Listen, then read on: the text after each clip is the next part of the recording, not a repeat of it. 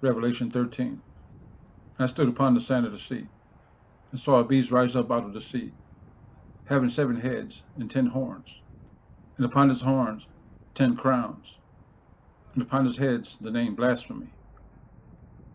And the beast which I saw was like unto a leopard, and his feet were as the feet of a bear, and his mouth as the mouth of a lion.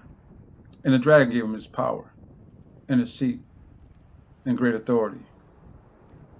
I saw one of the heads as it was wounded to death, and his deadly wound was healed, and all the world wandered after the beast.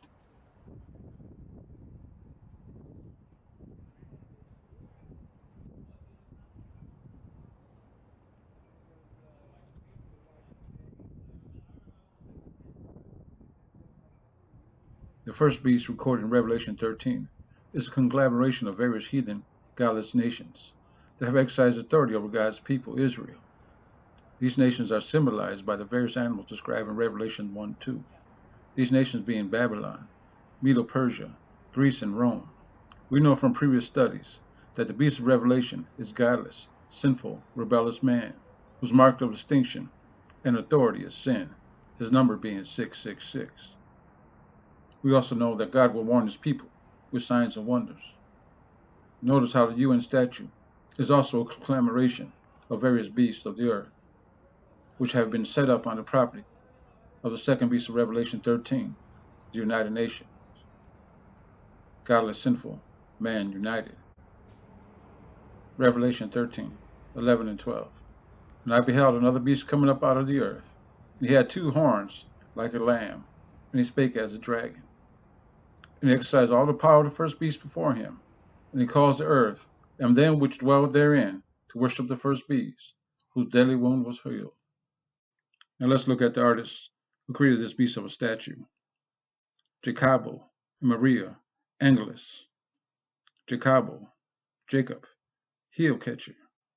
In Genesis 3:15, the Lord speaking to the serpent says, And I will put enmity between thee and the woman, and between thy seed and her seed. It shall bruise thy head, and thou shalt bruise his heel. Maria. Maria is a historically feminine name of Latin origin. It can be translated to either mean of the sea or rebellious. Revelation 13:1. And I stood upon the sand of the sea, and saw a beast rise out of the sea, having 7 heads and 10 horns, and upon his horns 10 crowns, and upon his heads the name of blasphemy. Also, Daniel 7, verses 2 and 3. Daniel spake and said, I saw in my vision by night, and behold, the 4 winds of the heaven strove upon the great sea. And 4 great beasts came up from the sea, diverse one from another. Angelos, angels, messengers. Jacob and Maria Angelis, the heel bruised serpent, the rebellious messengers. Let's now take a look at the terrible beast image of ungodly man from the book of Daniel and compare it with the image of the beast from Revelation 13. Daniel 3, verse 5 and 6. At what time ye hear the sound of the cornet, flute, harp, sackbut, psaltery, dulcimer, and all kinds of music, ye shall fall down and worship the golden image that Nebuchadnezzar the king hath set up. And whoso falleth not down and worship shall the same hour be cast into the midst of a burning furnace. Revelation 13:15. And he had power to give life unto the image of the beast, that the image of the beast should both speak and cause that as many would not worship the image of the beast should be killed.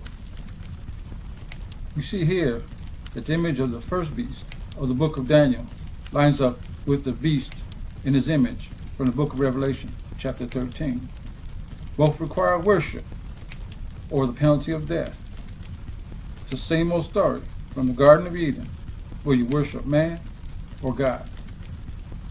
Let's also notice that the first terrible image of the beast of ungodly man is first segmented by nation, but the end times image of the beast is of all gold, indicating a united beast, bringing to mind the United Nations and a one world government, what scripture calls Mystery Babylon.